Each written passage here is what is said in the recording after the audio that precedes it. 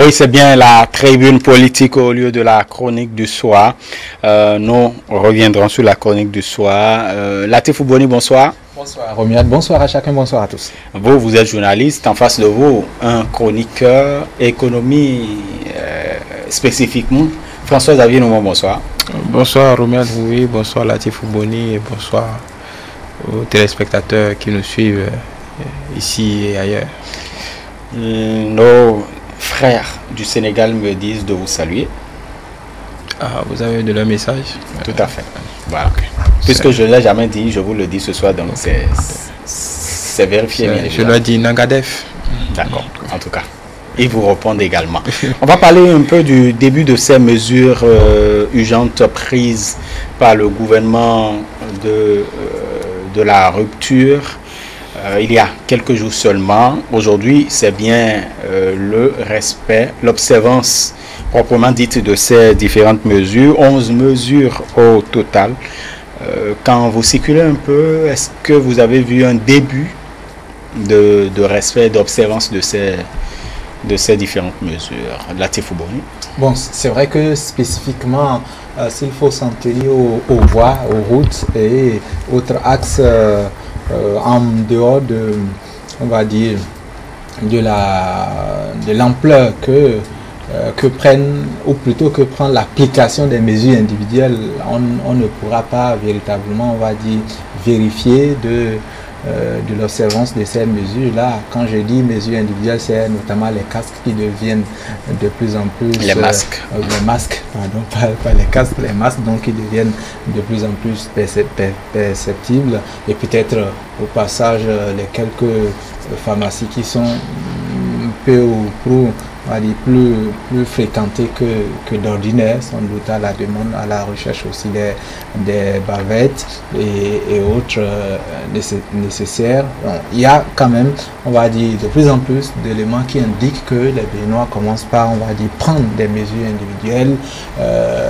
Ceci dit, quelques descentes, les images et les différentes sorties des équipes ici ont indiqué quand même que au niveau des structures, à commencer déjà par ici, ETL, et même au niveau donc des ministères et quelques administrations, les mesures et dispositifs ont été, les mesures sont prises et les dispositifs ont été pour le cas installés. de télé, ça a commencé bien avant le début de il y a ce dispositif tout à fait, bien avant le conseil qui s'impose à vous tous d'ailleurs. Avant le conseil extraordinaire et après le conseil, comme je le disais, les descentes à différents endroits, ces descentes-là ont indiqué que les gens quand même ont pris des mesures, les installations notamment pour faciliter le lavage des mains, parce que on l'a déjà dit ici, je pense que la clé de tout ça, c'est bien ce geste simple, en plus des autres gestes qui accompagnent. Et donc les gens ont fait l'effort à l'entrée donc des ministères, à l'entrée des structures. Il y a quand même ces dispositifs simples là, vous tournez, vous lavez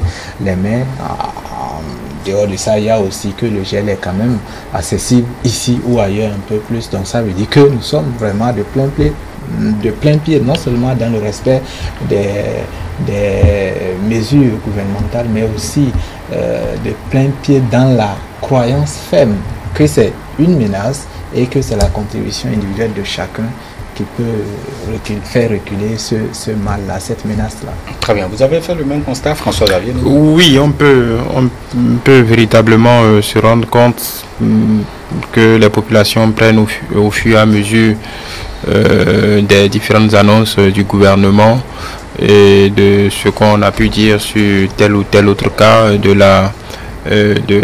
l'urgence de se mettre au diapason de tout ce qui a été vulgarisé. Vous pouvez voir, parfois je me suis promené un peu aujourd'hui pour d'autres à d'autres occasions, et j'ai pu constater que ici et là, même dans les taxis-bus, certains ont pris l'habitude de mettre des masques. Ce n'est pas, on va pas dire que c'est une solution miracle. Une solution miracle et non une uniformisation de cette pratique. Mais on peut constater quand même que les gens en sont un peu plus conscients et qu'il y a moins d'ironie qu'avant.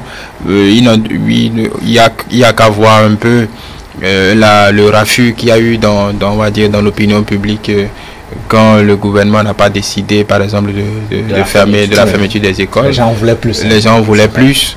Et donc, par voie de conséquence, certains prennent les mesures qu'il faut, hein, les masques. J'ai vu des gens transporter avec eux des pains de savon. Du savon liquide également. Donc les gens intègrent de moins en moins le réflexe de se serrer la main. Donc je pense quand même que quand tu veux le faire, on te le rappelle. C'est quoi, tu n'as pas appris ce que le gouvernement a dit. Voilà, donc je pense que petit à petit ça rentre dans les habitudes et c'est tout bénéfice pour la bataille dans laquelle nous nous sommes engagés, et qui est d'endiguer un peu la propagation de ce virus. Toutes choses étant bonnes, peut-être il y a quand même eu des indices qui laissent à croire qu'on arrivera peut-être bientôt au bout de ce virus. Voilà. Juste si vous voulez, Françoise avait souligné les gens après le conseil et les décisions du conseil. Les gens, bien évidemment, se sont surpris à voir le gouvernement aller loin, moins loin que là où il attendait. Mais ceci dit, il faut quand même... C'est vrai que le ministre de la Santé a expliqué pourquoi on n'est pas allé à la non-fermeture des écoles. On a plutôt privilégié l'érection d'un certain nombre de dispositifs favorisant le lavage des mains. Oui, c'était, on va dire, quelques cas où quand même les gens sans se fermer et avec beaucoup de rigueur individuelle, avec beaucoup d'applications et des mesures aussi, on va dire, beaucoup de volontarisme, ont quand même fait reculer, ont fait freiner quand même, on va dire, l'expansion du virus. Je pense que les gens parlent des cas où les États se sont barricadés, c'est vrai. On va vous citer le cas de l'origine même, si vous voulez, la province de Tibet, Wuhan, la capitale, et donc le cas de la Chine, effectivement, où on n'a que cette image-là d'un pays barricadé, mais à l'intérieur de ces barricades-là, il y a quand même une extraordinaire application, une sérieuse discipline. Et d'ailleurs, pour le visuel que nous avons suivi avant que vous ne veniez, on parle quand il y a confinement par exemple, on dit que vous arrivez quand même à réduire considérablement la propagation du virus. Donc la Chine 1%.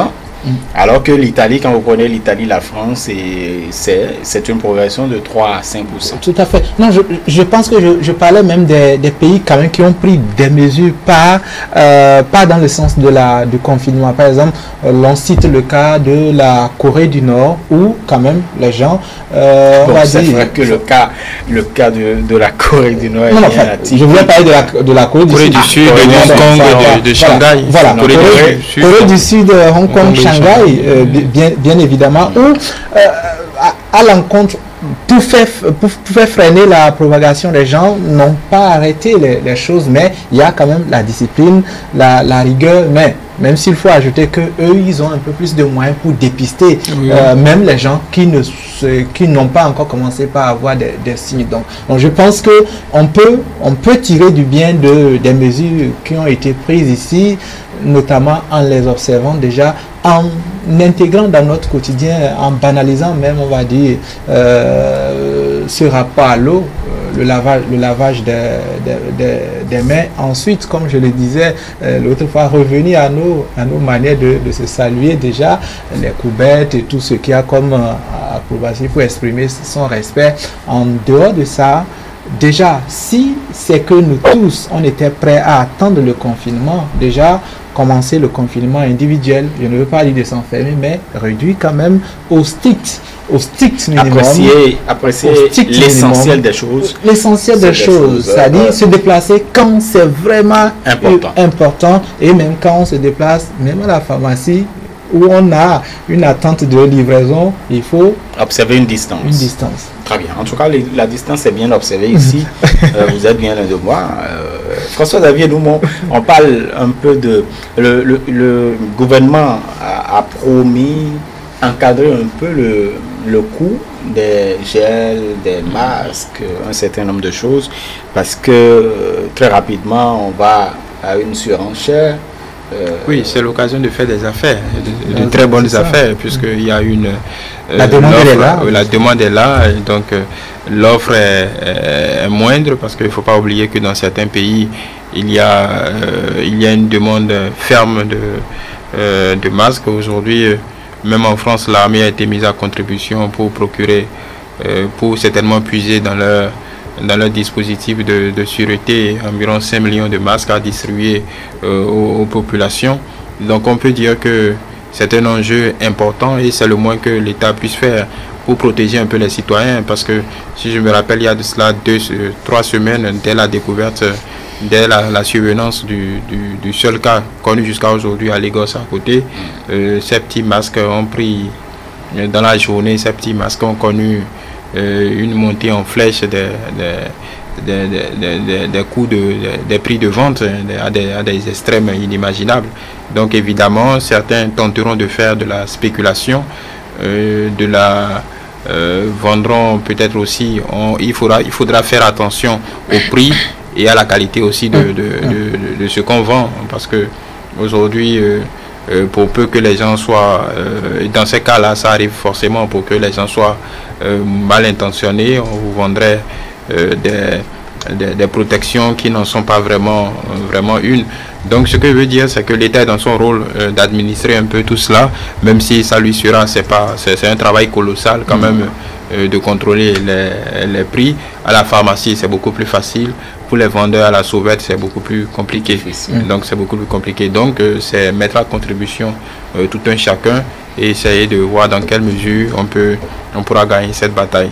Et il y a les religions, les courants religieux qui, quand même, compte tenu des mesures urgentes prises par l'État, il y a ces courants religieux, ces différentes confessions religieuses qui suivent l'orientation donnée par l'exécutif. Oui, tout va de soi. D'ailleurs, je pense qu'en ce moment même, si vous voulez, l'épiscopat doit être en séance. Les évêques étaient en conclave parce que l'annonciature, justement.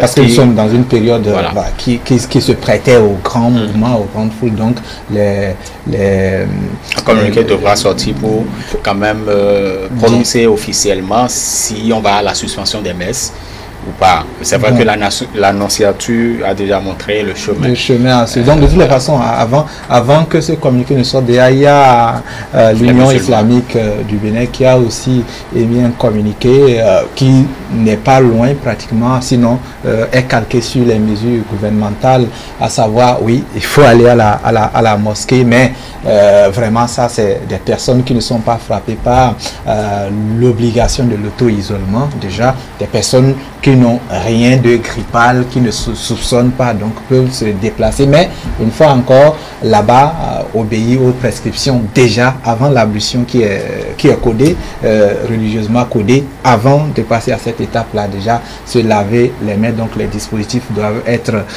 installés au niveau des mosquées. J'espère qu'on aura l'occasion de vérifier tout à fait, puisque demain c'est donc pour la prière de vendredi qui mobilise beaucoup de monde, là encore il a été prescrit. Le IB demande donc aux imams d'écourter au maximum 5 minutes, donc les deux salats, les deux unités de prière, la paire d'unités de prière, donc à 5 minutes, pas plus, et le serment, lui, qui est quand même un élément clé de cette prière là, à 10 minutes maximum. En dehors de ça, tout ce qu'il y a de surrogatoire autour, juste après, tout le monde se disperse et pourra les faire à la maison. À la maison, ce qui est surrogatoire, parce que ça, il n'y a aucune obligation à être en foule. Et au-delà aussi, au cours de la prière, la distance d'1 mètre, une fois encore, doit être observée. Tout ça devient très sérieux, compliqué sans doute pour les religieux, mais c'est une situation exceptionnelle, et même en religion, même dans les textes sacrés comme le Coran, bien évidemment, l'état exceptionnel des choses est pris en compte. Je pense que, en tout cas, pour ceux qui sont moulés, qui sont cultivés en la matière, savent que à situation exceptionnelle, il y a quand même parfois on va dire des mesures exceptionnelles à observer. Très bien, merci François. Oui, je voulais juste ajouter que l'information est tombée il y a quelques heures, je crois que aux États-Unis, le président Trump vient officiellement de donner, d'autoriser le traitement à la chloroquine comme un traitement pour le coronavirus. Donc c'est un indice qui laisse à penser que peut-être qui sont très avancés sur un traitement. Je n'ai pas, l'information n'est pas très explicitée, ça a été annoncé officiellement. C'est un tweet. Non, ça a été une annonce officielle. Il doit avoir, donc on doit s'attendre à une production de la chloroquine, de cette chloroquine. Oui, forcément. Bon, ça avait quand même. Mais le gouvernement a assuré ici. Oui, il y a déjà le traitement à la chloroquine. De toute façon, fabriquer la chloroquine, c'est un peu comme le paracétamol. Hein. C'est, disons, on va dire, le brevet est déjà tombé, si je ne m'abuse, dans le domaine public. Il n'y a pas vraiment véritablement d'enjeu autour. Donc des pays comme le nôtre qui ont eu l'habitude d'en fabriquer devraient reprendre, même si je pense la licence ne doit pas être, même si ce n'est pas tombé dans le domaine public, la licence ne doit pas être extrêmement chère vu les années de production. Donc je pense que cet indice-là, la chloroquine cette piste était déjà très bien avancée puisque les tests à Marseille sont à 75% de réussite. Donc je pense que si officiellement le gouvernement des États-Unis l'annonce, ça ne veut pas dire qu'il y a un traitement officiel, qu'il y a un vaccin dans ce sens, mais qu'on a trouvé un protocole qui permet d'avoir des résultats positifs. Donc ça laisse à croire, ça laisse espérer que d'ici là, on pourrait trouver une solution pérenne à ce virus. Une solution plus la discipline, on va très rapidement trouver le bout du tunnel. Très bien, merci à vous.